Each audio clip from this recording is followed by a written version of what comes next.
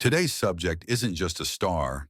He was the voice of a generation, the man who made America laugh 5 nights a week, and the architect of late-night television as we know it, Johnny Carson. For 3 decades, he defined cool under pressure, turning monologues into magic and interviews into theater. But behind the suits, the spotlight, and that famous Midwestern grin was a world the cameras never saw. A world of fractured relationships, emotional distance, and three sons who lived in the long, echoing shadow of America's most private public figure. This is the story of Christopher, Rick, and Corey Carson, and what happened to the children of Johnny Carson. Christopher Carson, the keeper of silence. Born in 1950, Christopher "Chris" Carson was the first son of Johnny Carson, the man who would go on to define American late-night television. In those early years before the fame fully took hold, Chris lived a relatively modest life in Omaha, Nebraska, where his father worked as a local radio announcer and comedy writer. By the time Chris turned 5, Johnny had taken a job in Los Angeles, and the family relocated west. The moves were constant, from LA to New York and back again, each one tracking a milestone in Johnny's rising stardom. But for Chris, they meant disrupted school years, short-lived friendships, and a growing awareness that his father's attention was not a guarantee. In 1962, when Chris was 12, Johnny Carson became the host of The Tonight Show, a position that would consume the next 3 decades of his life. That same year, Chris entered junior high in Los Angeles.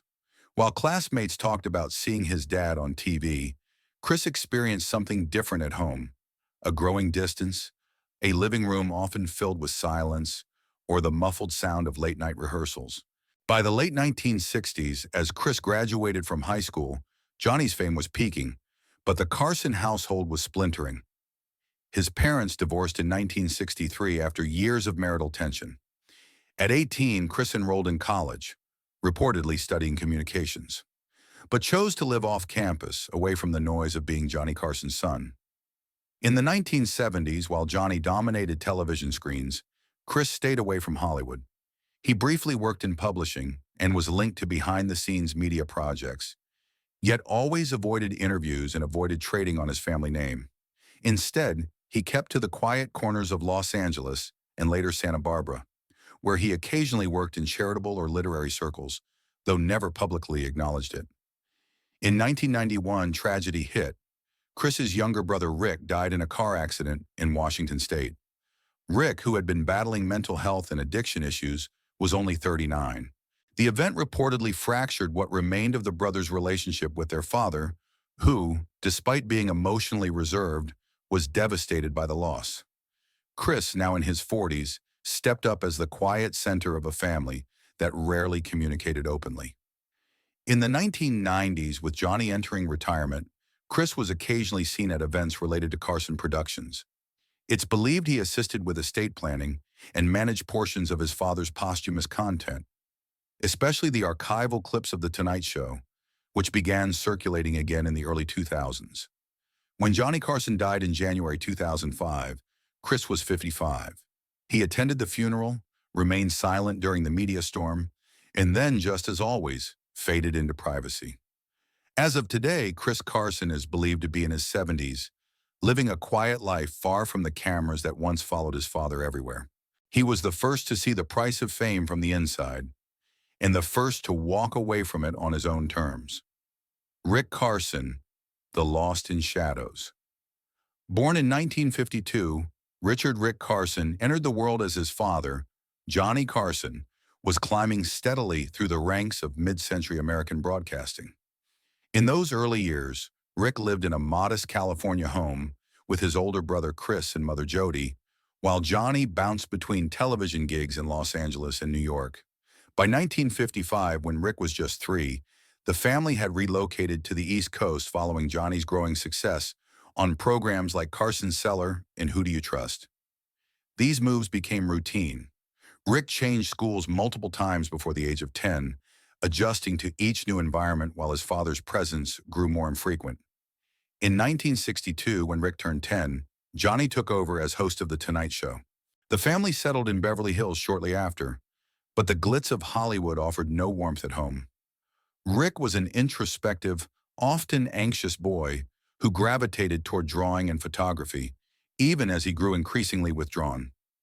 By the time he turned 11 in 1963, his parents' volatile marriage finally collapsed. The divorce fractured the household, and Johnny's focus remained on his skyrocketing career, while Rick and his brothers stayed with their mother. Through junior high and high school in the late 1960s, Rick's internal world became his refuge. He developed a deep love for visual storytelling, capturing his surroundings with a second-hand camera. At 17 in 1969, he briefly enrolled in community college in Southern California, with hopes of studying fine arts or photojournalism. But those plans were soon derailed. In his early 20s, Rick began showing signs of schizophrenia, periods of confusion, paranoia, and emotional volatility that alarmed his family. He was officially diagnosed in the mid-1970s, around age 23. The diagnosis altered the trajectory of his life permanently. While others his age were building careers or starting families, Rick was in and out of treatment centers, often living under medical supervision. In the late 1970s, he moved to the Pacific Northwest, settling quietly in Washington state with support from caregivers and mental health services. His father rarely spoke publicly about the situation, but financial records suggest Johnny covered his son's medical and living expenses for years. During the 1980s, Rick remained largely isolated from the entertainment world. He occasionally communicated with Chris and Corey, but mostly kept to himself, working on personal photography projects that he never sought to publish. Despite his struggles, he found brief moments of clarity in nature and artistic solitude, often hiking alone and documenting fog-covered forests or abandoned structures near Cayos Pass. On June 21, 1991, at the age of 39, Rick was driving alone in the mountains when his vehicle veered off a steep road during a storm. Authorities found no substances in his system, and the crash was ruled an accident. But those close to him believed he had been overwhelmed, not by any one cause, but by the slow accumulation of years spent battling his mind in silence. His death shattered what remained of the Carson family's emotional walls. Johnny, by then a legend entering his final year on The Tonight Show, went quiet for weeks. Crew members said he was visibly altered, thinner, subdued, visibly older overnight. Rick's story never became a headline, but it became a private wound, one that haunted Johnny for the rest of his life. Today, more than 3 decades after Rick's passing, only fragments of his life remain. A handful of photographs, a quiet burial site in Washington, and the lingering knowledge that behind one of America's most beloved entertainers was a son who lived unknown, unspoken, and undone. Corey Carson, the anchor who endured. Born in 1953, Corey Carson arrived just as his father Johnny was climbing into national recognition. At the time, Johnny was still grinding through daytime shows and hosting minor game programs in Los Angeles. Corey spent his earliest years in a home that was already balancing ambition and instability. By the time he turned 5 in 1958, his family had moved to New York, following Johnny's new role on ABC's Who Do You Trust? While most kids his age were forming first memories of backyard games and bedtime stories, Corey's memories were shaped by television sets, studio visits, and a living room often lit more by stage lights than paternal presence. In 1962, at age 9, Corey watched his father step into broadcasting history by taking over The Tonight Show. The Carsons soon returned to California, settling in Beverly Hills just as Johnny became a household name. That same year, Corey entered elementary school in a neighborhood where classmates whispered his last name with awe, but where his own father was increasingly absent. By 1963, when Corey was 10, his parents' marriage collapsed under the pressure of fame and distance. The divorce marked a quiet fracture in his life. While Chris, the eldest, tried to maintain structure, and Rick battled growing emotional volatility, Corey turned inward. He became the quiet observer of the family, internalizing the divide without the language to explain it. Through junior high in the late 1960s, Corey stayed out of trouble and away from attention. By 1971, he graduated high school and quietly opted out of college fame or media dreams. While peers chased Hollywood internships or followed their fathers into television, Corey took a different route. working entry-level jobs in logistics and small business operations across Southern California. In the mid-1970s, in his early 20s, he married and built a family of his own, far from press coverage and red carpet premieres. During this time, Corey stayed loosely in contact with his brothers. But as Rick's mental health struggles intensified and Chris immersed himself in private management work, Corey positioned himself as the quiet stabilizer, never center stage, but never completely gone. Through the 1980s, he ran a modest real estate investment business on the West Coast. He managed rentals and property maintenance, a world as far removed from showbiz as one could imagine. Yet even from that distance, he remained aware of the price his family paid for fame. Then in 1991, tragedy struck. Corey, now 38, received the news that his brother Rick had died in a mountain car crash in Washington state. He immediately flew north, quietly assisting with funeral arrangements and helping Johnny, who had emotionally collapsed in the wake of the loss, navigate the aftermath. That moment reshaped Corey's role.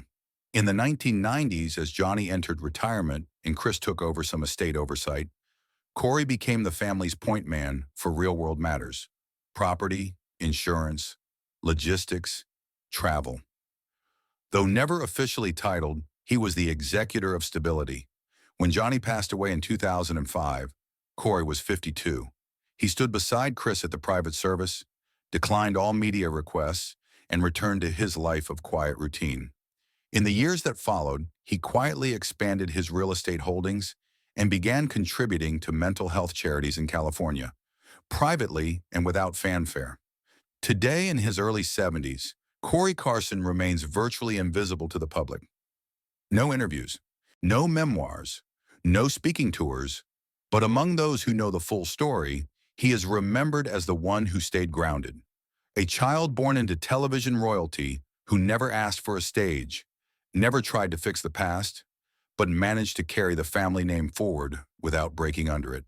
Corey Carson may never have delivered a monologue, but his life, in its quiet conviction, became its own quiet testament. 3 sons. Christopher stepped back to protect the legacy. Rick, haunted by shadows, lived a life the world barely saw. And Corey, quiet, grounded, carried the name forward with dignity, not noise. Their father built a kingdom on laughter, but they grew up in the silences behind the punchlines. His legacy gave them distance. His absence gave them clarity. And through it all, they lived not as reflections of his fame, but as the quiet proof that behind every icon is a story no stage could hold. If you found this breakdown powerful and want more deep dives into the hidden lives of Hollywood's forgotten children, subscribe to After the Fame. Your support brings these invisible stories to light. Thanks for listening.